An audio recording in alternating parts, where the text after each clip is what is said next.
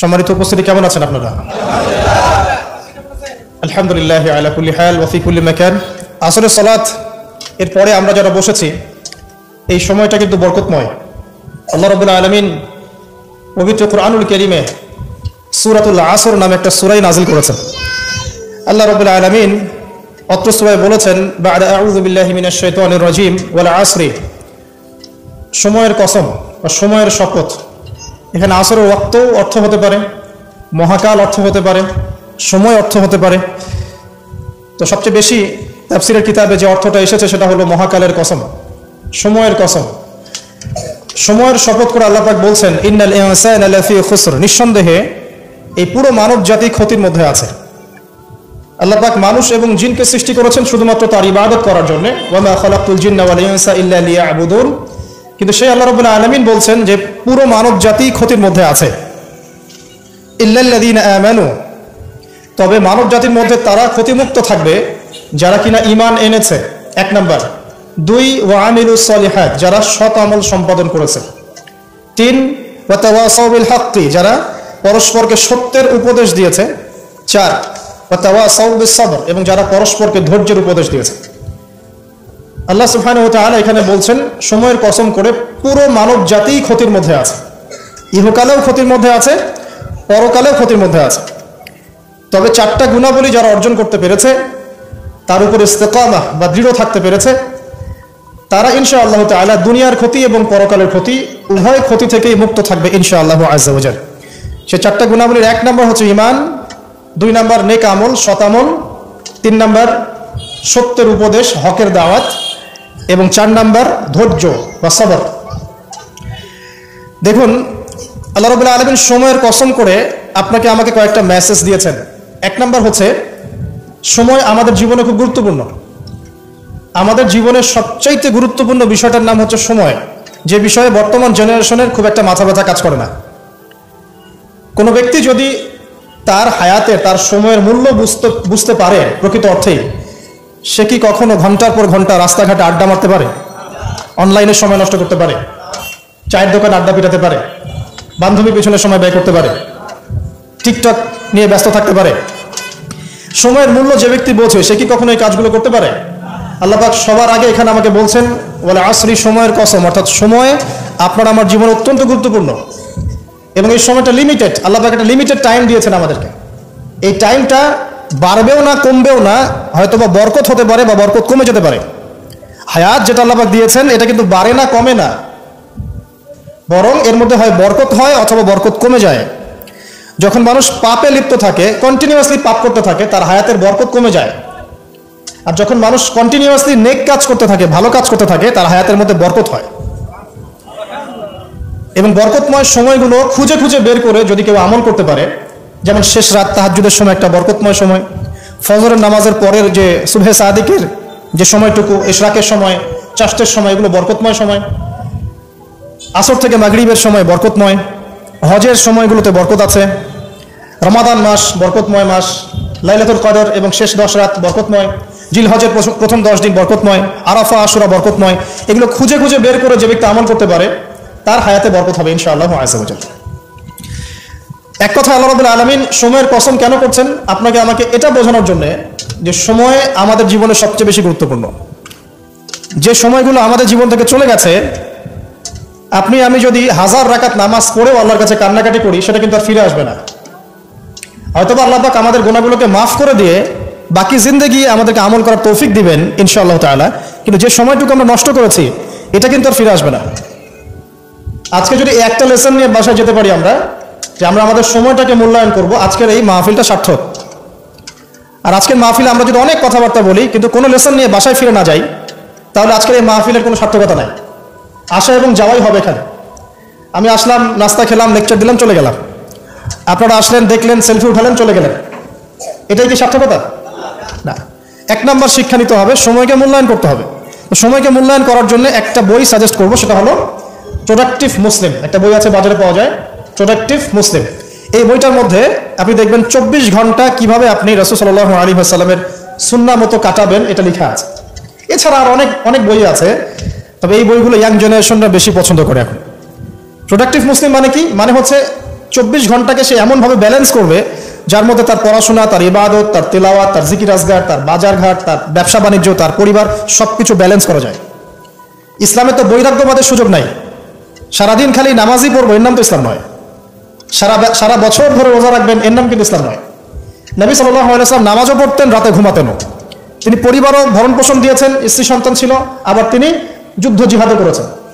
আবার নবী সাল্লাল্লাহু আলাইহি ওয়াসাল্লাম রোজাও রেখেছেন, কখনো ছেড়েও দিয়েছেন। মানে ইসলামে এই বৈচিত্র্য আছে। ইসলাম এই বৈচিত্র্যময় একটা রিলিজন, এটাই ইসলামের সৌন্দর্য। আমরা অনেক সময় মনে করি যে ইসলামের সবকিছু একরকম হতে হবে, সবাইকেই বুকের উপর হাত বাঁধতে হবে, অথবা সবাইকে নাভির নিচে হাত বাঁধতে হবে, অথবা সবাইকে নাভির উপরে হাত বাঁধতে হবে, বা সবাই রফুল ইয়াদান করবে, আবার মনে করি কেউই করবে না। আসলে এই কনসেপ্টগুলো ঠিক নয়। ইসলাম বৈচিত্র্যময়, এখানে ভেরিয়েশন আছে, এখানে বৈচিত্র্য আছে, এবং এই বৈচিত্র্যটাই ইসলামের সৌন্দর্য।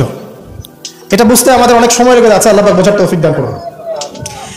চিন্তার মধ্যে মত পার্থক্য থাকবে। একটা হাদিস, কোরআনের একটা সূরা একজন স্কলার একভাবে ব্যাখ্যা করছেন, আরেকজন কিন্তু আরেকভাবে ব্যাখ্যা করছেন। এখন ব্যাখ্যার মধ্যে মত পার্থক্য দেখা যাচ্ছে, কিন্তু কখনো কখনো দেখা যায় দুটো ব্যাখ্যাই ঠিক আছে। আল্লাহ পাক কাউকে এমন একটা ইলম দিয়েছেন যা অন্য কাউকে দেন নাই, আরেকজনকে আল্লাহ পাক এমন একটা বুঝ দিয়েছেন যেটা আবার অন্য কাউকে দেন নাই। কিন্তু কোরআনের একটা আয়াতকে কেন্দ্র করেই কিন্তু ব্যাখ্যাগুলো এসেছে। এই যে বৈচিত্র্য, এটা ইসলামের সৌন্দর্য, এটা ইসলামের মানে ব্যর্থতা নয়, কিন্তু এটা ইসলামের সৌন্দর্য। শুধু খেয়াল রাখতে হবে ওই ব্যাখ্যা, ওই বুঝ আমরা গ্রহণ করব যেই বুঝ এবং ব্যাখ্যা নবী সাল্লাল্লাহু আলাইহি ওয়াসাল্লাম এবং সাহাবায়ে কেরাম রাদিয়াল্লাহু আনহুম তাদের থেকে স্বীকৃত, এতটুকুই। তো যে বিষয়ে আসছিলাম ভাই, সময়টাকে মূল্যায়ন করি। প্রফেটিক লাইফস্টাইল এটা বলা যতটা সহজ, করাটা খুব কঠিন। রাতের ঘুমানো থেকে শুরু করে আবার রাতের ঘুম পর্যন্ত, এই যে 24 ঘন্টার দিন রাত, এটাকে এমনভাবে ঢেলে সাজাতে হবে যাতে এর মধ্যে আমার ইবাদত থাকে, নামাজ থাকে, জামাতে নামাজ থাকে, তিলাওয়াত থাকে, তালিম দেওয়া থাকে, দিন প্রচার থাকে, পরিবারকে সময় দেওয়া থাকে, বাজারঘাট করা থাকে, সন্তান প্রতিপালন থাকে, ব্যবসা বাণিজ্য থাকে, সব কিছুকে ব্যালেন্স করতে হবে। যদি এটা করতে পারি তাহলে ইনশাআল্লাহ আগামী দিনে আশা করা যায় আমাদের তরুণ প্রজন্মের হাতে ইসলামের পতাকা উঠবে ইনশাআল্লাহ। আর এখন যে লাইফস্টাইল আমরা পালন করছি আর কি, বাস্তবতায় আসেন, সেটা হচ্ছে এমন, ঘুমাচ্ছি রাত 2টা 3টায়, কারণ গার্লফ্রেন্ড তো ফোন দেয় রাত 12টার পরে, আর গার্লফ্রেন্ড ফোন দিলে তো 3-4 ঘন্টা কথা না বলে থাকা যায় না, তাই না ভাই? তার মানে ঠিক বলছেন, তার মানে এর সাথে অভ্যস্ত আছেন আপনারা। তো ঘুমাতে ঘুমাতে 3টা 4টা, উঠছেন মাশাআল্লাহ জোহরের আগে, তো ফজরটা পড়ছেন জোহরে গিয়ে, তারপরে যে আসর মাগরিব ঢিলা ঢালাভাবে যাচ্ছে, সারাদিন গায়ে কোনো এনার্জি নাই, যেহেতু ঘুম ক্লিয়ার হচ্ছে না, শরীরে শক্তি নাই। এরপরে আবার ফেসবুকিং আছে, ইউটিউবিং আছে, বন্ধুদের সাথে আড্ডা আছে, একটু সময় পাইলে স্কুল কলেজে অথবা কফি শপে অথবা চায়ের দোকানে আড্ডা মারা, আবার রাত্রেবেলা ওই যে এলাকা ভিত্তিক কিছু জায়গা থাকে আড্ডা মারার, আপনার নদীর ধারে বা রাস্তার ধারে বা ব্রিজের উপরে দেখবেন গোল হয়ে যুব সমাজ বসে বসে লুডো খেলছে। গোল হয়ে যুবকরা বসে যে কিছু একটা করে, কি করে এটা বুঝতে আমার 1 মাস লাগছে। আমি অনেককে প্রশ্ন করছিলাম যে আসলে ওরা করে কি, যে গোল হয়ে যে বসে থাকে, মাঝখানে একটা জিনিসের দিকে তাকায় আছে, কি করে আসলে। পরে একদিন নিজেই গিয়ে দেখলাম আসলে কি করে। ভাই কি করো?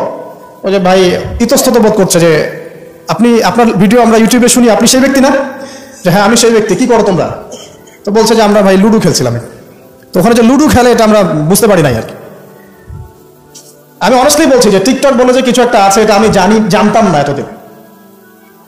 এটার নামে কোনো অ্যাপস আছে এটা আমার জানাই ছিল না, শুধু ফেসবুক এবং ইউটিউবিং জানতাম। তো দেখেন আমরা সময়গুলো প্র্যাকটিক্যালি এইভাবে নষ্ট করছি। তো যদি প্রফিটিক লাইফস্টাইলে না আসতে পারি তাহলে আল্লাহ পাকের যে শপথ ওয়াল আসরি, সময়ের কসম, এখান থেকে কোনো শিক্ষা আমরা অর্জন করতে পারছি না। 2 নম্বরে যাওয়ার আগে আল্লাহর কাছে ওয়াদা করি যে আজকে থেকে ইনশাআল্লাহ তাআলা যতদিন আল্লাহ পাক বাঁচিয়ে রাখবেন, ইনশাআল্লাহ তাআলা দেশের প্রেক্ষাপট যেমনই হোক, বিশ্বের প্রেক্ষাপট যেমনই হোক, ঠিক আছে, দেশে মহামারী নেমে আসুক, দুর্ভিক্ষ নেমে আসুক, কি হয় হোক, 24 ঘন্টার প্রফিটিক লাইফস্টাইল আমি মেনে চলবো ইনশাআল্লাহ। স্পেশালি যুব সমাজকে এই নিয়াত করতেই হবে, আদারওয়াইজ আপনারা সামনে ভয়ঙ্কর বিপদ দেখতে পারবেন। এমন ভয়ঙ্কর সিচুয়েশন আসবে যেটা কল্পনাতেও নাই এই মানব জাতির। কি আসবে সেটা নিয়ে আমি আসলে আপনাদেরকে ভয় দেখাতে চাচ্ছি না। আগামী বিশ্বের ভবিষ্যৎটা ভালো না, আগামী বিশ্বের ভবিষ্যৎটা মোটেই ভালো না। তো সময় এখনই আছে, মানে এই সময়টাই সময় মনে করেন, ভবিষ্যতের চিন্তা বাদ দিয়ে এইটাকেই সময় মনে করেন। আল্লাহ পাক তৌফিক এনায়েত করুন, আমিন।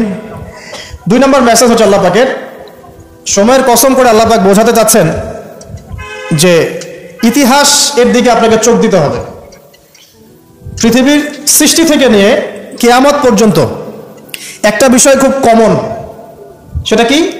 যুগে যুগে যারাই আল্লাহ রাব্বুল আলামিনের তাওহীদ এবং তার নবীর সুন্নতকে অবজ্ঞা করেছে, আল্লাহ পাক কাউকে এই পৃথিবীতে স্থান দেন নাই। এই ইতিহাসটা কোরআন এবং হাদিসের পাতায় পাতায় আছে। সময়ের শপথ করে আল্লাহ পাক আমাদেরকে বলছেন, ইতিহাস ঘেটে দেখো, পিছনের দিকে তাকিয়ে দেখো, যুগে যুগে যারাই আল্লাহ এবং তার রাসূলের অবাধ্য হয়েছে, আল্লাহ পাক কাউকে এই পৃথিবীতে স্থান দেন নাই। এক নম্বর দেখেন, ওই যে নূহ আলাইহিস সালাম স্থান পেয়েছে? নূহ আলাইহিস সালামের যুগে যে মানুষেরা আল্লাহর বিরোধিতা করেছিল, তারা কি টিকতে পেরেছে? পারে নাই। মাত্র 40 বা 80টা পরিবার নাজাত পেয়েছে, বাকি সবাইকে আল্লাহ পাক ডুবিয়ে মেরেছে। পৃথিবীতে এখন আমরা যারা বেঁচে আছি, আমরা কিন্তু ওই 40 বা 80 পরিবারের সন্তান। আমাদের পিতামাতা কিন্তু ওইদিকে, যারা ওই সময়ে মহাপ্লাবন থেকে উদ্ধার পেয়েছে, নাজাত পেয়েছে, আমরা কিন্তু তাদেরই সন্তান। আর বাকি কাউকে আল্লাহ পাক পৃথিবীতে রাখেন নাই। আল্লাহর কিচ্ছু যায় আসে না। একটা হাদিসে আছে, পৃথিবীর দাম আল্লাহর কাছে একটা মাছির পাখার সমানও না। এই যে ফয়জুল কালাম বইটা আছে, পড়ে দেখবেন। এই বইটা বাসায় রাখতে পারেন, অনেক চমৎকার একটা বই। এখানে অনেক হাদিস আছে, যেটা আপনাদের জন্য খুব ইজি হবে, স্পেশালি যারা জেনারেল লাইনে পড়াশোনা করছেন। মাছির একটা পাখার পরিমাণ দাম যদি আল্লাহর কাছে থাকতো এই পৃথিবীর, তাহলে আল্লাহ পাক এই পৃথিবীতে কোনো কাফের মুশরিককে পানি পান করতে দিতেন না, এক ঢোক পানিও দিতেন না। মানে এই মহাবিশ্বের যত গ্রহ নক্ষত্র আছে, এগুলোর সামনে পৃথিবীর দামটা অনেকটা এমন। একটা উদাহরণ দিচ্ছি, সমুদ্রে গিয়েছেন কখনো? সি বিচে গিয়েছেন? কক্সবাজারে ওদিকে গিয়েছেন কখনো? আচ্ছা, নদী তো গিয়েছেন, এই তিস্তার চরে গিয়েছেন না? মনে করেন তিস্তার চরে বিশাল চর, এই চরের মধ্যে একটা বালুর কি পরিমাণ মূল্য আছে? বালুর একটা কণার কি পরিমাণ দাম থাকতে পারে? এই পুরো মহাবিশ্বে পৃথিবীর অবস্থানটা এতটুকুই, বরং তার চেয়েও কম। পুরো মহাবিশ্বে পৃথিবীর অবস্থান এর চাইতেও কম, যতটুকু একটা বিশাল চরের মধ্যে একটা বালুর মূল্য। পুরো বিশাল সমুদ্র সৈকত, এই সমুদ্র সৈকতে একটা বালুর কোনো দাম আছে? একটা বালুর কণার? ওটা থাকলেই কি না থাকলেই কি? পৃথিবীর অবস্থানটা ঠিক এমন মহাবিশ্বে। ওই পৃথিবীতেই আমরা এখন বসবাস করছি, আর আমরা মনে করছি যে আমরা পৃথিবীতে চিরস্থায়ী হব। এই দুনিয়াটা আমাদের, এখানে যা ইচ্ছা আমরা তাই করব। এখানে পলিটিক্স করলে যা ইচ্ছা তাই করব। এখানকার অর্থনৈতিক দায়িত্ব পাইলে যা ইচ্ছা তাই করব। এখানকার সামাজিক নেতৃত্ব পাইলে যা ইচ্ছা তাই করব। হ্যাঁ, এখানকার ধর্মীয় নেতৃত্ব পাইলে যা ইচ্ছা তাই করব। আমাদের ভাবটা এখন এমন। অথচ পৃথিবীর মূল্য আল্লাহর কাছে একটা বালুর পরিমাণও না, একটা মাছির পাখার পরিমাণও না। তো আলী রাদিয়াল্লাহু আনহু একটা কথা বলতেন যে পৃথিবীতে মানুষ এমনভাবে বিচরণ করে যে মানুষ মনে করে যে পৃথিবীতে সে ছাড়া আর কিছুই নাই, আর পৃথিবী থেকে মানুষ এমনভাবে চলে যায় যে মনে হয় পৃথিবীতে সে কখনো ছিলই না। এটা আলী ইবনে আবি তালেব রাদিয়াল্লাহু আনহুর কথা। কত গভীর কথা চিন্তা করছেন? পৃথিবীতে যখন মানুষ বসবাস করে, তখন মানুষের কাছে মনে হয় যে দুনিয়াটা আমাদেরই, দুনিয়াতে আমরা ছাড়া কিছু নাই, সবকিছু আমাদের, এই দুনিয়ার মালিক আমরাই। মুখে হয়তো বলে যে আল্লাহ বলে একজন আছে, কাজে কিন্তু আসলে মানে না। কাজে কিন্তু আসলে মানুষ সেটা স্বীকার করে না। কার্যটা স্বীকার করলে কি মানুষ আল্লাহর হালালকে হারাম করতে পারতো? আল্লাহর হারামকে হালাল করতে পারতো? একজনকে দেখলাম বলছে যে মেয়েদের ড্রেস কতটুকু লম্বা হবে, কতটুকু খাটো হবে, ঢিলাঢালা হবে কিনা, শালীন হবে কিনা, এইসব নিয়ে কথাবার্তা বলার সময় নাই এখন। এখন যুগটা এগিয়ে যাওয়ার। তো যুগটা কি নগ্ন হয়ে এগিয়ে যাব? এই যুগে কি নগ্ন হয়ে এগিয়ে যাব? তো এই যে আল্লাহ পাকের বিধানের 5 পয়সা পরোয়া নাই। আল্লাহ পাক যেখানে বলছেন সূরা আহজাবে যে মেয়েদেরকে বলো হে নবী, তারা যখন বাড়ি থেকে বের হবে, তারা যেন জিলবাব দিয়ে তাদের কাপড়টা, দেহটাকে ঢেকে নেয়। তো আল্লাহ পাকের এই আদেশের কি দাম আছে ওর কাছে? 5 পয়সা দাম আছে? আল্লাহ পাক বলছেন সুদ খেও না, যদি সুদ খাও তাহলে আল্লাহ এবং তার রাসূলের সাথে যুদ্ধের ঘোষণা শুনে রাখো। কোনো দাম আছে আল্লাহর কথার? সুদ না খেলে যুগে চলে? চুরি করো না, ডাকাতি করো না, জেনা করো না, আল্লাহ পাক বলছেন। দেধার্স এগুলো আমরা করছি এবং এগুলোকে স্বাভাবিকভাবে মেনে নিয়েছি, যেটা হয়। প্রত্যেকদিন খবরের কাগজ খুলবেন, দেখবেন ধর্ষণের খবর পাওয়া যাচ্ছে, পরকীয়ার খবর পাওয়া যাচ্ছে। গতকালকে একটা নিউজ দেখেছি যে মায়ের পরকীয়া দেখে ফেলায় মেয়েকে মা হত্যা করেছে। মায়ের পরকীয়া দেখে ফেলায় মেয়েকে মা শ্বাসরোধ করে হত্যা করেছে। আর কয়েকদিন আগে দেখলেন তো যে মাকে ছেলে আবার গুলি করে হত্যা করবে। তো বলেন কোন পৃথিবীতে বসবাস করছেন? বলে আসরি দিয়ে আমি আপনাকে কি বুঝাবো? সময়ের কসম, এটার ব্যাখ্যা আমি কি করব আর আপনাকে কি বুঝাবো? এই হচ্ছে বর্তমান প্রেক্ষাপট। তো দেখুন আল্লাহ পাক সময়ের কসম করে বলছেন, যুগের পর যুগ তাকিয়ে দেখেন, যারাই আল্লাহ এবং তার রাসূলের বিধানের পরোয়া করে নাই, আল্লাহ পাক কাউকে এই পৃথিবীতে টিকতে দেননি। শুধু একটা সময় দিয়েছেন, কাউকে 100 বছর, কাউকে 1000 বছর, কাউকে 500 বছর, কাউকে 700 বছর। একদিন না একদিন আল্লাহ পাক এদেরকে ধ্বংস করে দিয়েছে। নূহ আলাইহিস সালামের পরে আসেন আদ জাতি। আদ জাতির লোকেরা অনেক লম্বা ছিল, ওই যে ওই গাছের চেয়ে লম্বা হবে। আসলে আমি বুঝাতে পারবো না। তাল গাছগুলো দেখেছেন? তাল গাছ, নারকেল গাছ, এর চাইতেও বড় বড় ছিল ওরা ফিজিক্যালি। বিশ্বাস হয় না? এমনও মানুষ ছিল পৃথিবীতে, আমরা তো এখন ছোট, লম্বা চড়া মানুষ ছিল পৃথিবীতে, এবং তারা ছিল আদ এবং সামুদ জাতি। তার একটা কথা বলতো যে মান আশাদ্দু মিন্না কুওয়া, আমাদের চেয়ে শক্তিশালী আর কে আছে? আল্লাহ পাক বলেছেন কোরআনে যে তারা কি জানে না যে আল্লাহ তাদেরকে সৃষ্টি করেছেন তিনি তার চেয়ে বেশি শক্তিশালী। তো এরা বলতো যে আমাদের চেয়ে শক্তিশালী কে আছে? পাহাড় কেটে কেটে বাড়ি নির্মাণ করতো, সৌধ নির্মাণ করতো, যখন কাউকে মারতো ওয়াইদা বাতাসতুম জাব্বারিন, কাউকে পিটাইলে খুব পিটাইতো, মানে খুব উদ্ধত অহংকারী ছিল। হুদ আলাইহিস সালাম এবং সালেহ আলাইহিস সালাম তাদের নবী ছিলেন। আল্লাহ পাক নির্দিষ্ট সময় দিয়েছেন, একদিন ধ্বংস করে দিয়েছেন। বিশাল দেহের এই মানুষগুলোকে আল্লাহ পাক ধ্বংস করেছেন ঝড় দিয়ে, বাতাস দিয়ে। বাতাসে এমন ভাবে উপরে দিয়েছেন যেন খেজুর গাছের ডাল উপরে পড়ে গেলে যেমন ভাবে পড়ে থাকে, এরা সেভাবেই পৃথিবীতে পড়েছিল। শেষ, সমস্ত দম্ভ অহংকার সব শেষ, চূর্ণ বিচূর্ণ। সামুদ জাতির একই অবস্থা, আকাশ থেকে বজ্রপাত, এই যে বিজলি যেটা বলি আমরা, প্রচন্ড বজ্রনিনাদ শব্দে একদিনে শেষ। কওমে লূত পরস্পর ছেলে ছেলে জেনা করতো, নাউজুবিল্লাহ, যেটা এখনকার ফ্যাশন হয়ে গেছে আর কি। হ্যাঁ, আজকে দেখলাম একটা নিউজ, যে আমি আসলে নিউজ দেখতে খুব পছন্দ করি, যে একটা স্কুলের টিচার, সে নিজেও সমকামী, সে শিক্ষার্থীদেরকে পড়াচ্ছে, সে নিজেও সমকামী, তাকে সরিয়ে দেওয়ার জন্য শিক্ষার্থীরা আন্দোলন করছে। এখন এদের সংগঠনও আছে, এদের পতাকা আছে, এদের ম্যাগাজিন আছে, এরা মানবতার কথা বলে, এরা বলে যে বাক স্বাধীনতার কথা বলে। আগে ওই উইকিপিডিয়া ঘাটলে দেখবেন, আগে দেখা যেত যে সমকামিতাকে একটা রোগ বলতো মানুষ, যেটা মানসিক রোগ ইত্যাদি। এখন উইকিপিডিয়া ঘেটে দেখবেন, এখন এটাকে বলে এটা হচ্ছে বাক স্বাধীনতা। মানে বাক স্বাধীনতা, আপনি চাইলে একটা ছেলেকেও বিয়ে করতে পারেন, মেয়েকেও করতে পারেন। লূত আলাইহিস সালামের কওম এই কাজটা করতো। এমনই অসভ্য কওম ছিল যে দুইজন ফেরেশতাকে আল্লাহ পাক দুইজন তরুণ যুবকের রূপে পাঠিয়েছেন। দুজন ফেরেশতার নাম, একজন জিবরাইল আলাইহিস সালাম, একজনের নাম মিকাইল আলাইহিস সালাম। দুইজনকে পাঠিয়েছেন ওদেরকে ধ্বংস করার জন্য, কিন্তু ফুটফুটে সুদর্শন তরুণের রূপে আর কি। তো তারা এসে আশ্রয় নিয়েছেন লূত আলাইহিস সালামের বাসায়।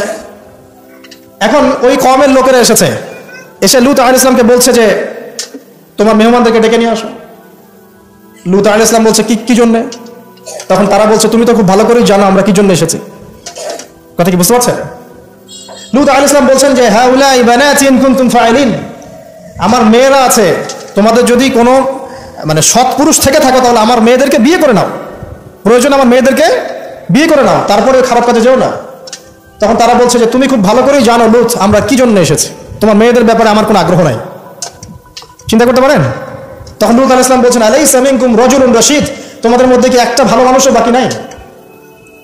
এরকম কম ছিল, মানে আল্লাহর ফেরেশতাদেরকেও চাচ্ছে নিজেদের কুপ্রবৃত্তি দমন করার জন্য। আল্লাহ পাক ওই জাতিটাকে এমন ভাবে ধ্বংস করেছেন। ফেরেশতা জিবরাইল আলাইহিস সালামের পাখা আছে প্রায় 600টা পাখা, 2টা পাখা দিয়ে তিনি ওই পুরো কওমকে এভাবে উঠিয়েছেন আসমানে। তারপর আসমান থেকে ওদেরকে পাথর বর্ষণ করা হয়েছে, রজম যেটা বলি আমরা। দুনিয়াতে রজম না হলে আসমানে হয়েছে রজম, পাথর নিক্ষেপ করে থেতলে দেওয়া হয়েছে, তারপরে এদেরকে উল্টে এভাবে দাফন করে দেওয়া হয়েছে। জর্ডান নামক জায়গার ডেড সি বা মৃত সাগর যেটা, ওই জায়গাটা হচ্ছে কওমে লূতের জায়গা। অনলাইনে ঘেটে দেখেন, এই জায়গায় এই কওমে লূত থাকতো, সমকামী। তো এখন এটা মুহাম্মদ সাল্লাল্লাহু আলাইহি ওয়াসাল্লাম নিজেও বলছেন যে আমি আমার উম্মতের উপরে যে কয়টা বিষয় বেশি ভয় করি তার মধ্যে একটা হচ্ছে গোপন শিরক, একটা হচ্ছে লোক দেখানো আমল, একটা হচ্ছে এই উম্মতের এক শ্রেণীর আলেম তারা সমাজে ফিতনা সৃষ্টি করে বেড়াবে এবং আসমানের নিচে এরা সবচেয়ে নিকৃষ্ট শ্রেণীর মানুষ হবে। আমি ভয় করি আমার উম্মত মূর্তি পূজারী হয়ে যাবে এবং আমি ভয় করি আমার উম্মতের মধ্যে সমকামিতা ছড়িয়ে পড়বে। ছড়িয়ে পড়ছে না? এখন পড়ছে। খুব সতর্ক সাবধান থাকবে। এটা ছড়িয়ে পড়ার মূল কারণ কি? খুব কমন প্রশ্ন, আসলে কারণের দিকে আসেন, কারণটা ফাইন্ড আউট করি।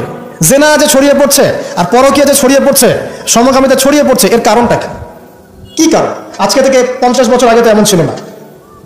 লাস্ট 50 বছরে কি হচ্ছে, মানে এটা ছড়িয়ে পড়ছে কারণটা কি? 1 নম্বর কারণ হচ্ছে ফ্রি মিক্সিং, মানে ছেলে মেয়ের অবাধ বিচরণ, এটা 1 নম্বর কারণ। আগে যত বেশি পর্দা রেস্ট্রিক্টেড ছিল তত বেশি এখান থেকে মানুষ সেফ ছিল। 2 নম্বর কারণ হচ্ছে যে যৌন শিক্ষার নামে আমরা মানুষকে নগ্নতা শিখাচ্ছি। 3 নম্বর কারণ হচ্ছে প্রত্যেক প্রিন্ট এবং ইলেকট্রনিক মিডিয়া যৌনতার সুশ্রুতি দিচ্ছে। আর তার চেয়ে বড় 4 নম্বর কারণ হচ্ছে পর্নোগ্রাফি। এটা সবার মোবাইলে এখন ফ্রি অ্যাক্সেস, যে কেউ ইচ্ছা, আলেম হোক আর জালেম হোক আর যেই হোক না কেন, সবাই বাসায় গিয়ে চুপচুপ করে পর্নোগ্রাফি দেখতে পারে। এবং যখন এটাতে মানুষ আসক্ত হয়ে যায় তখন ভিতর থেকে সে পশু হয়ে যায়। নিজের মেয়ের সাথে জেনা করতেও তার বুক কাঁপবে না। আপনি কি জানেন এখন অনেক পিতা বেরিয়েছে যারা নিজের মেয়ের সাথে জেনা করছে? খবর দেখেছেন? এটা কিভাবে সম্ভব? পর্নোগ্রাফির মধ্য দিয়ে সম্ভব। পর্নোগ্রাফি দেখতে দেখতে দেখতে দেখতে এগুলোকে মানুষের কাছে কমন মনে হচ্ছে, স্বাভাবিক। তখন কোনো মেয়ের দিকে আর সম্মানের চোখে মানুষ তাকাতে পারছে না। একটা মেয়ের দিকে সম্মানের দৃষ্টিতে মানুষ তাকাতে পারছে না। আর মেয়েরাও যে খুব ভালো তা না, ম্যাক্সিমাম মেয়ে দেখা যায় বেপর্দায় চলে। ওরা আরো পছন্দ করে কেউ ওদেরকে প্রিজিং করুক, কেউ একটু লাভ লেটার দিক, কেউ টিকটক একটু নক করুক, কেউ মেসেঞ্জারে নক করুক। অনেক মেয়েরা তো অনেক বদ এখন। ভালো মেয়ে খুঁজে পাবেন কোথায়? খুবই রেয়ার, খুবই রেয়ার। ভালো মেয়ে খুঁজে পাওয়া খুবই রেয়ার। যদি আপনি নিজে পবিত্র না থাকেন, আপনি পবিত্র মেয়ে খুঁজে পাবেন না। প্রিয় দিনী ভাই, আপনি যদি নিজে পবিত্র না থাকেন, আপনি পবিত্র মেয়ে খুঁজে পাবেন না। বড় বড় শহরগুলোতে গিয়ে দেখেন, শপিং মলগুলোতে গিয়ে দেখেন, শপিং মল, ইউনিভার্সিটিজ, মেগা সিটিজ গুলোতে গিয়ে দেখেন, মেয়েদের গেট আপ গুলো দেখেন। বলবে যে হুজুর আপনারা এগুলো দেখেন না, বাট আমাদের চোখের সামনে পড়ে যায়। আর চোখের সামনে যখন পড়ে যায় তখন তো আমরা চোখ বন্ধ করে হাঁটতে পারবো না। মনে করেন আমি কার ড্রাইভ করছি, আমি চোখ বন্ধ করে ড্রাইভ করবো? আর সামনে কেউ পড়ে গেলে বলবেন হুজুর আপনার দৃষ্টি খারাপ। কি ফাইজলামি শুরু করছে একটা।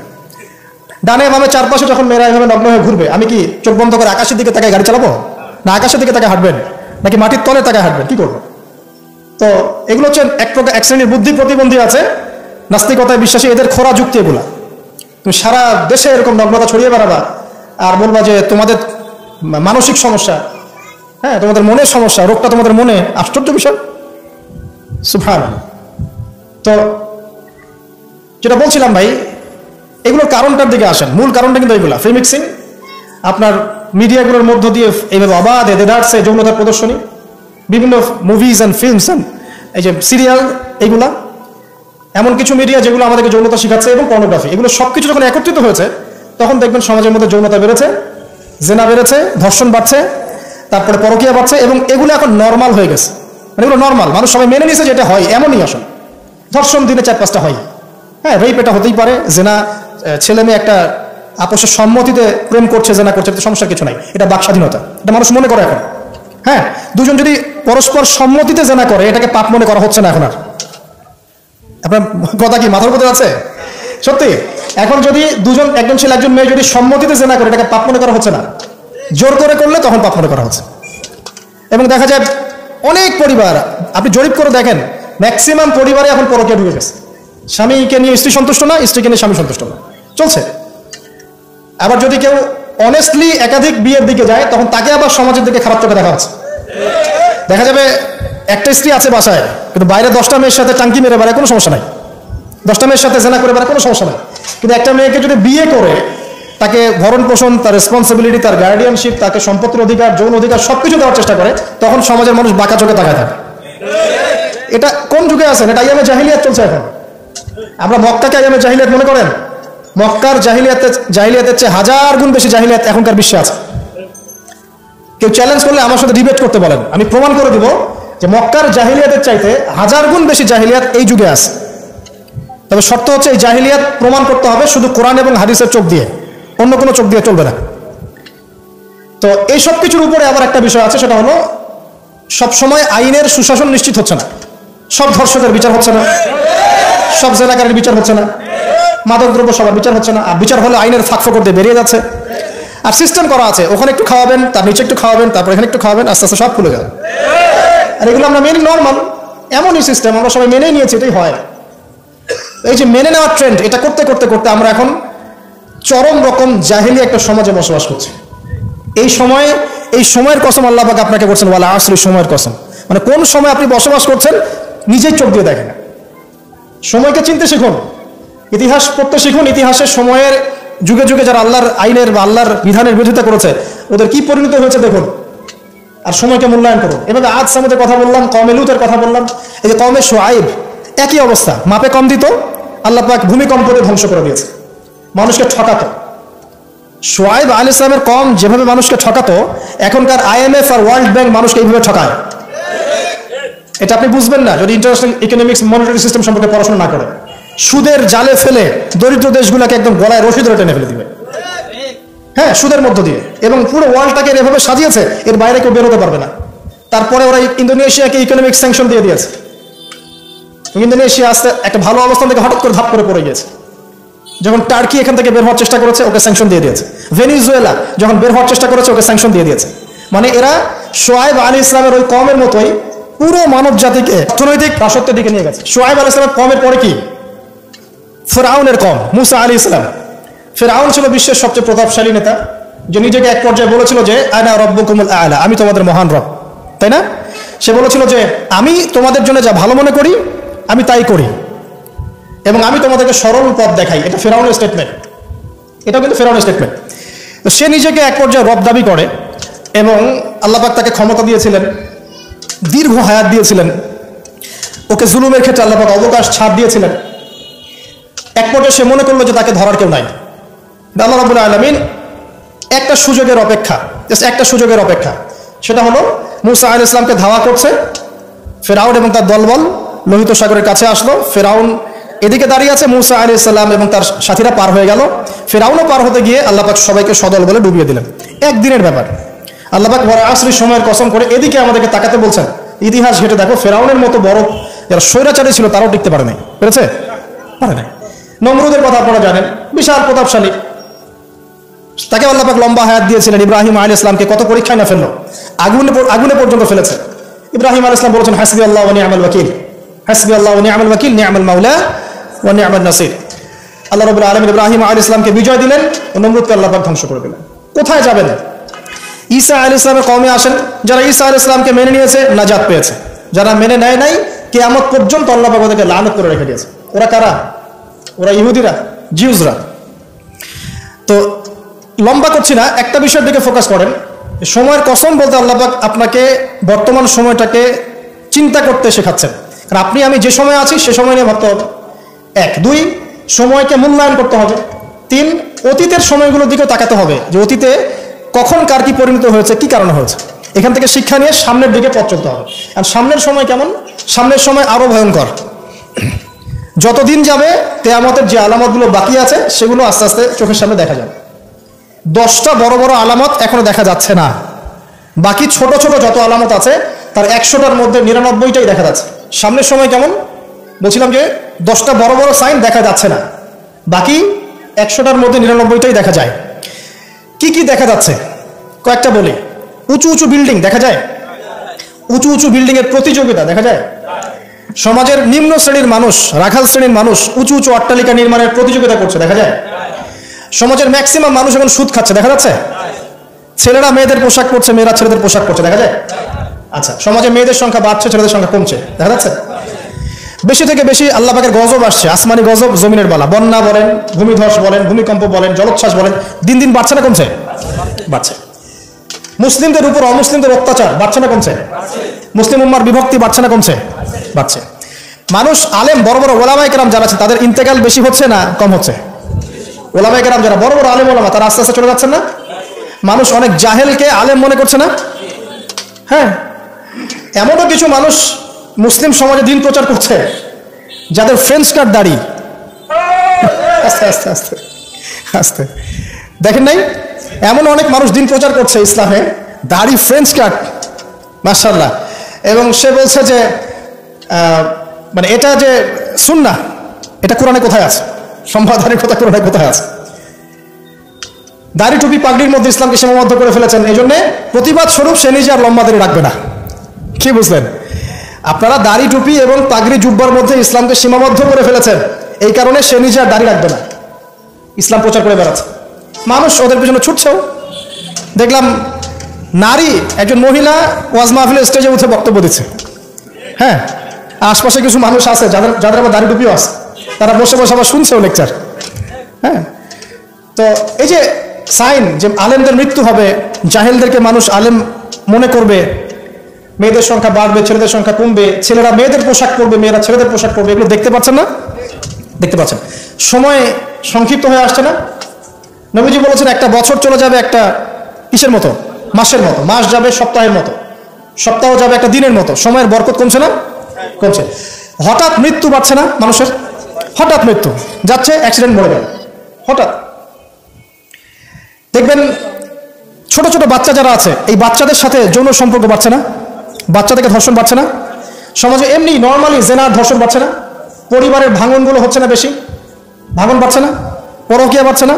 এই যে ভাইয়ে ভাইয়ে দ্বন্দ্ব, সম্পত্তির জন্য বাবার সাথে ছেলের দ্বন্দ্ব, মায়ের সাথে ছেলের দ্বন্দ্ব, প্রতিবেশী খোনাখুনি, এগুলো বাড়ছে না কমছে? সব কিয়ামতের সাইন। আমানতদারিতা উঠে যাচ্ছে না?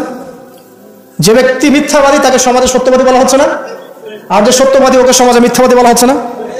কোথায় আছেন? আপনি নিজেই পড়াশোনা করেন, দেখেন আলামত আর কতগুলো আলামত চান, সবগুলো আপনি চোখের সামনে দেখতে পারবেন।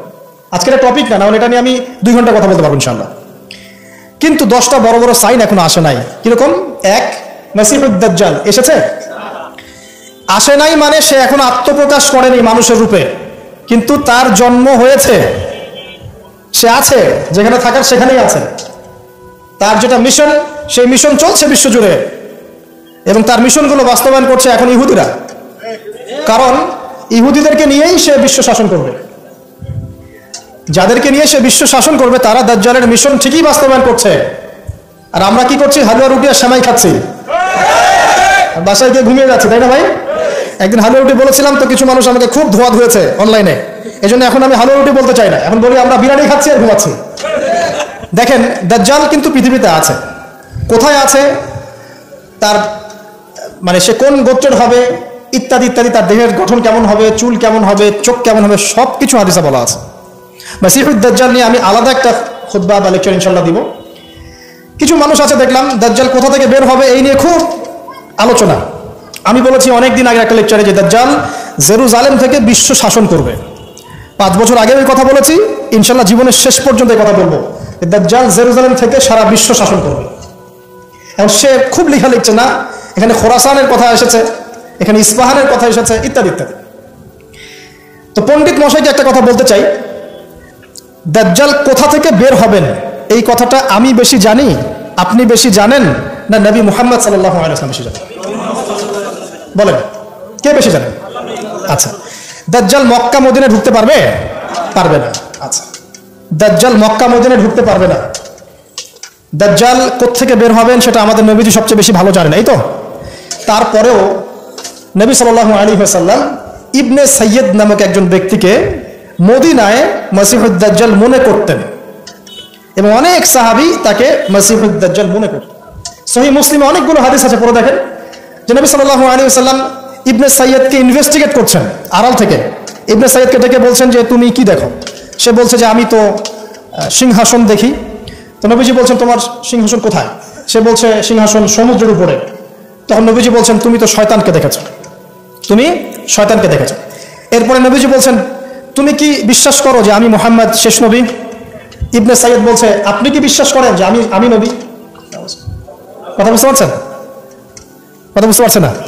নবীজি মনের মধ্যে একটা শব্দ গোপন করলেন, শব্দটা ছিল দুখান। কি নাম? সূরা দুখান আছে না? দুখান। দুখান শব্দটা মনের মধ্যে গোপন করে ইবনে সাইয়্যিদকে বলছেন যে বলো দেখি আমি মনের মধ্যে কি শব্দ গোপন করে রেখেছি। তখন ইবনে সাইয়্যিদ কি বললো জানেন? বললো দুখ। দুখ রহস্যময় ক্যারেক্টার না একটা? ওমর রাদিয়াল্লাহু আনহু বলছেন যে ইয়া রাসূলুল্লাহ আপনি আমাকে অনুমতি দেন, এর গর্দানটা আমি উড়াই দিই। তখন নবী সাল্লাল্লাহু আলাইহি ওয়াসাল্লাম বলছেন যে না, যদি সে, শোনেন স্টেটমেন্টটা শোনেন, যদি ইবনে সাইয়্যিদ সত্যি দাজ্জাল হয়ে থাকে তাহলে তুমি তাকে হত্যা করতে পারবে না, কারণ তার হত্যা লেখা আছে ঈসা আলাইহিস সালামের হাতে। ঠিক আছে?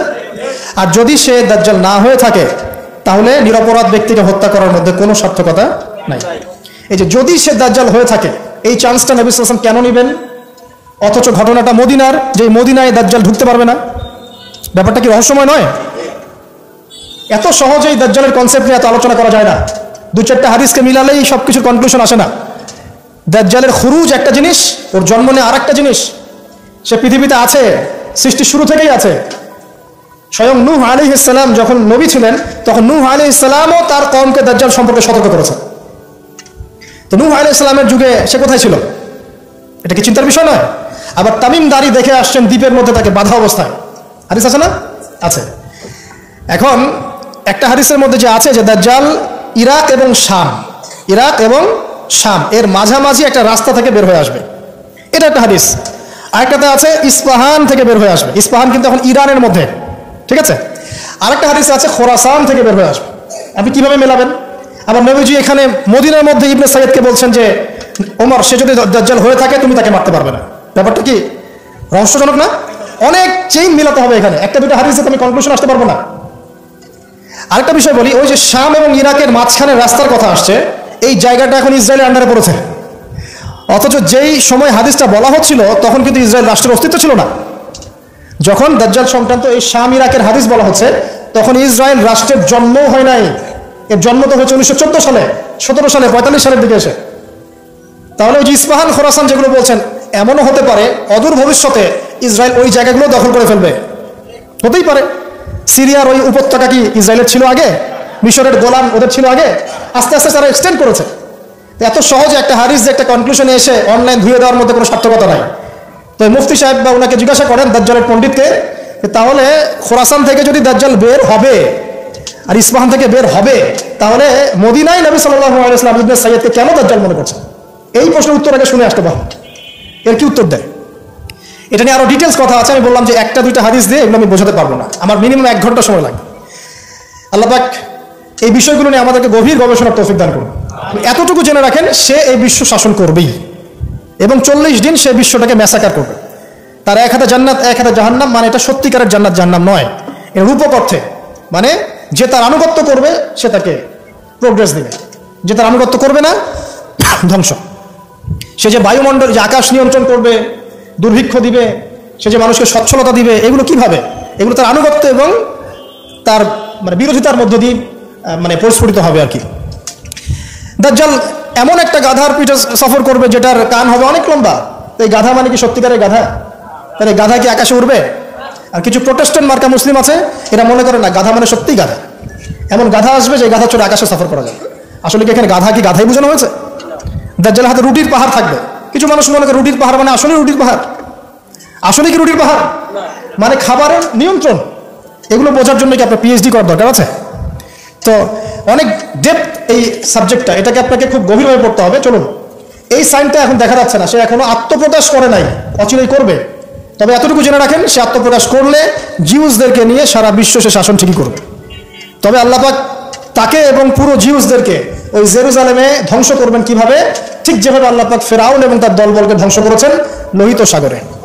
একই সুন্নাহ, সেম সুন্নাহ আল্লাহ পাক অ্যাপ্লাই করবেন। আল্লাহ পাক সবর করেছেন, ধৈর্য ধরেছেন, সবগুলাকে এক জায়গায় এনেছেন লোহিত সাগরে, তারপর একদিনের মধ্যে ফেরাউন আর তার দলবলকে ডুবিয়ে দেন।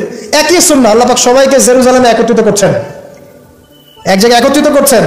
ঈসা ইবনে মারইয়ামের হাতে, ইমামুল মাহদির হাতে এই সমস্ত জালেমদের পতন এক মুহূর্তে হয়ে যাবে ইনশাআল্লাহ। এটা হবে সামনে, এটা দেখা যাচ্ছে না। আর কি? ইয়াজুজ আর মাজুজ দেখতে পাচ্ছেন না, 3টা বড় বড় ভূমিকম্প দেখতে পাচ্ছেন না। আর কি পাচ্ছেন না? ইয়েমেনের আগুন দেখতে পাচ্ছেন না, দাব্বাতুল আরদ দেখতে পাচ্ছেন না, ঈসা আলাইহিস সালামের আগমন দেখতে পাচ্ছেন না। মানে এই যে বড় বড় সাইনগুলো, এগুলো আপনি দেখতে পাচ্ছেন না। বাকি সব ছোট ছোট আলামতগুলো দেখতে পাচ্ছেন না? দেখতে পাচ্ছেন। এটা আপনার সময় সামনে অপেক্ষা করছে। আল্লাহ রাব্বুল আলামিন এখন কি বলছেন? যে এই সময়ের কসম করে আল্লাহ পাক বলছেন, সবাই আমরা ক্ষতির মধ্যে আছি। আমরা যে ক্ষতির মধ্যে আছি এটাকে বোঝানোর বাকি আছে? পারিবারিকভাবে, ধর্মীয়ভাবে, ইকোনমিক্যালি, আপনার পলিটিক্যালি আমরা যে ক্ষতির মধ্যে আছি বোঝার কি বাকি আছে? পুরো বিশ্বটাই ক্ষতির সম্মুখীন। কিন্তু আল্লাহ পাক একটা শর্ত দিচ্ছেন বা একটা উপায় বলে দিচ্ছেন যে এই 4টা কাজ যদি তোমরা ঠিকঠাক মতো করতে পারো ইনশাআল্লাহ, তোমরা ক্ষতি থেকে বেঁচে থাকবে ইনশাআল্লাহ তাআলা। আমরা দোয়া করি আল্লাহ পাক আমাদের সবাইকে এই 4টা কাজ সঠিকভাবে করার তৌফিক ইনায়াত করুন, আমিন। কোন 4টা কাজ? 1 নম্বর, ঈমান, ইল্লাল্লাযীনা আমানু। ঈমান কাকে বলে এটা জানি তো আমরা, নাকি? কয়টা পিলার ঈমানের? ইসলামের 5টা, ঈমানের 6টা। ঈমানের 6টা পিলার কি কি বলেন? 1 নম্বর কি? আল্লাহর প্রতি বিশ্বাস। তারপরে ফেরেশতাগণের প্রতি বিশ্বাস। 3 নম্বর আসমানি কিতাবসমূহের প্রতি বিশ্বাস। তারপরে রাসূলগণের প্রতি বিশ্বাস। পরকালের জীবনের প্রতি বিশ্বাস, আর ভাগ্যের ভালো মন্দের প্রতি বিশ্বাস। এই 6টা হচ্ছে ঈমানের পিলার। এই 6টাকে মনে বিশ্বাস করতে হবে, মুখে স্বীকার করতে হবে এবং কাজেও বাস্তবায়ন করতে হবে। আল্লাহ পাক তৌফিক দান করুন, আমিন। এটা হলো ঈমান। যারা ঈমানদার হবে তারা ইনশাআল্লাহ ক্ষতি থেকে বেঁচে থাকবে। 2, ওয়া আমিলুস সলিহাত, যারা সৎ আমল করবে, নেক আমল করবে। সৎ আমল, নেক আমল কি জিনিস? এক কথায় উত্তর হচ্ছে নবী সাল্লাল্লাহু আলাইহি ওয়াসাল্লামের সুন্নাহই হচ্ছে নেক আমল। সিম্পল। তিনি যেভাবে নামাজ পড়েছেন সেভাবে পড়বেন, যেভাবে যাকাত দিয়েছেন সেভাবে যাকাত দিবেন, যেভাবে হজ করেছেন, উমরা করেছেন, সাদাকা করেছেন, তেলাওয়াত করেছেন, জিকির করেছেন, ঠিক সেভাবে করবেন। নবী সাল্লাল্লাহু আলাইহি ওয়াসাল্লাম যেভাবে পরিবার চালিয়েছেন, ব্যবসা করেছেন, চাকরি করেছেন, চাকরি তিনি করেন নাই, মানে মুআমালাত ডিল করেছেন, সেভাবে করবেন। মানে জীবনের প্রতিটা কাজ নবী সাল্লাল্লাহু আলাইহি ওয়াসাল্লামের সুন্নাহ মতো করাই হচ্ছে আমলে সালেহ। আমরা বেশি বেশি আমলে সালেহ করার চেষ্টা করব, আল্লাহ পাক তৌফিক ইনায়াত করুন। এরপরে হচ্ছে ওয়াতাওয়াসাউ বিল হক, পরস্পরকে হকের দাওয়াত দেয়া। তো হকের দাওয়াতটা কি জিনিস? হকটা কি এটাকে শিখতে হবে। হক মানে এক কথায় কোরআন এবং সুন্নাহ। কোরআন এবং সুন্নাহর বাইরে হকের কোনো মানদণ্ড আছে? সত্য মিথ্যার কোনো মানদণ্ড আছে? কোনো কিছু যদি কোরআন সুন্নাহর সাথে মিলে যায় সেটাকে গ্রহণ করতে কোনো আপত্তি আছে না, কিন্তু কোনো কিছু যদি কোরআন সুন্নাহর সাথে না মিলে বিপরীত হয় তাহলে কি সেটা মানবেন? মানবেন না। এই হলো হকের মানদণ্ড। ওয়াকুলিল হাক্কু মির রাব্বিকুম, হক তোমার রবের পক্ষ থেকে আসে। কোরআন এবং সুন্নাহর সাথে যা মিলে যাবে সেটা মেনে নিতে আমাদের কোনো আপত্তি নাই, কারণ কোরআন এবং সুন্নাহই হচ্ছে হকের একমাত্র মানদণ্ড। সত্য মিথ্যা, ন্যায় অন্যায়, হক বাতিলের চূড়ান্ত মানদণ্ড কি? কোরআন এবং সুন্নাহ। এটাই হলো হক। এর দাওয়াত যারা প্রদান করে, এই দাওয়াতটা আপনি একটা ফাউন্ডেশনের থ্রু দিয়েও করতে পারেন, একটা রাষ্ট্রের মাধ্যমে করতে পারেন, একটা শিক্ষা প্রতিষ্ঠানের মাধ্যমে করতে পারেন, একটা সামাজিক সংগঠনের মাধ্যমে করতে পারেন। যেভাবেই হোক আপনি হকের দাওয়াতটা মানুষের কাছে প্রচার করবেন। এটা ওয়াতাওয়াসাউ বিল হক, পরস্পরকে সত্যের উপদেশ দেয়া। আর একটা কি? ওয়াতাওয়াসাউ বিস সবর, পরস্পরকে ধৈর্যের উপদেশ দেয়া। মানে হকের সাথে ধৈর্যের সম্পর্ক, দাওয়াতের সাথে ধৈর্যের সম্পর্ক। কারণ ইসলামের বিজয় রাতারাতি হয় না, সবর করতে হয়। একদিনেই ইসলামের বিজয় হয় না, এক রাতে হয় না, সবর করতে হয়, লেগে থাকতে হয়, কন্টিনিউয়াসলি কাজ করতে হয়। আস্তে আস্তে সুপরিকল্পিতভাবে একটা নির্দিষ্ট লক্ষ্যকে সামনে রেখে আগালে পরে ইনশাআল্লাহ আযজা ওয়া জাল দেখবেন ইসলামের বিজয় একদিন না একদিন হবেই ইনশাআল্লাহ। আর এটা যে হবেই এই বিষয়ে কোনো সন্দেহ নাই। আজ হোক আর কাল হোক ইসলাম এই পৃথিবীতে চিরস্থায়ী হবে। সর্বশেষ যে বিষয়টা কিয়ামতের আগে ঘটবে সেটা হলো ঈসা ইবনে মারইয়ামের হাতে পুরো বিশ্বব্যাপী দ্বীনের খেলাফত। এটা ঈসা আলাইহিস সালামের হাতে আল্লাহ পাক করাবেন ইনশাআল্লাহ তাআলা। এবং বিশ্বের বিভিন্ন জায়গায় মুসলিমদের মধ্যে এই যে হকের যে ব্যাপারটা বললাম কোরআন এবং সুন্নাহ, এর এস্টাবলিশমেন্ট হবে ইনশাআল্লাহ আযজা ওয়া জাল। এটা চিরায়ত হয়ে গেছে, লিখিত হয়ে গেছে। কোথায়, কবে, কার মাধ্যমে, কিভাবে হবে এটা আল্লাহ পাক জানেন, আমরা কেউ জানি না। কিন্তু এতটুকু জানি যে ইসলাম ছিল, ইসলাম আছে, ইসলাম থাকবে, এবং ইসলাম সর্বশেষ রিলিজন যেটা সারা বিশ্বকে ডিল করবে, সারা বিশ্বের বিষয়গুলোকে নিয়ন্ত্রণ করবে ইনশাআল্লাহ আযজা ওয়া জাল। মাঝখানের এই সময়টুকুতে আমাদের কি করণীয়?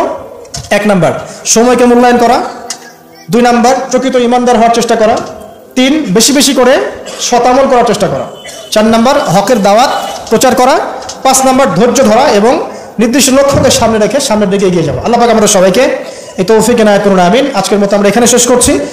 সবাই দোয়া করি। সুবহানাকা আল্লাহুম্মা বিহামদিক আশহাদু আল্লা ইলাহা ইল্লা আনতা আস্তাগফিরুকা ওয়া আতুবু ইলাইক। আসসালামু আলাইকুম ওয়া রাহমাতুল্লাহি ওয়া বারাকাতুহু।